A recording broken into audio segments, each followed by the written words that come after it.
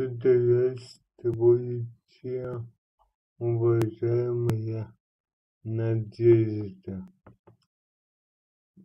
Я решил прокомментировать ваш урок. Они достаточно интересные.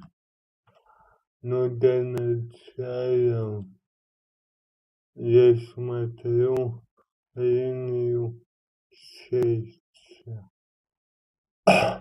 Вот видите, у вас линия сердца дает такую маленькую бетку к линии жизни.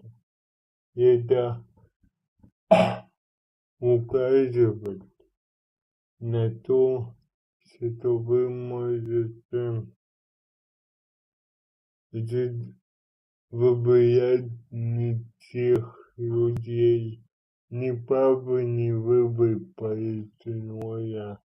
То есть человек может доверять не тому, кому нужно, также совершить неправый, не левый полицейского. Поэтому мы с такой линией советуем человеку быть более внимательным в выборе полицейского. Есть риск неправильно выбрать полицейского, а потом от этого пострадать. Смотрите, у вас на руках достаточно длинный средний палец. Это указывает на серьезное отношение к жизни. Но серьезность часто может приводить к депрессивным состояниям.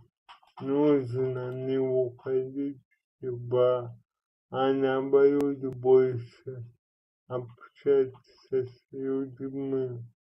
Депрессия не любит общения.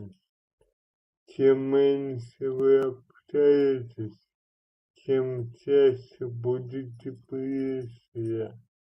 Смотрите, извините, у вас низкопоследственный. Я бы вам посоветовал быть более уверенным в себе, больше верить в себя, в свой успех, что у вас все получится. И тут мы извините, низкопоследственный. Это говорит, что нужно обратить внимание на гинекологию, возможно, на матку. Буду рад вашему ответу.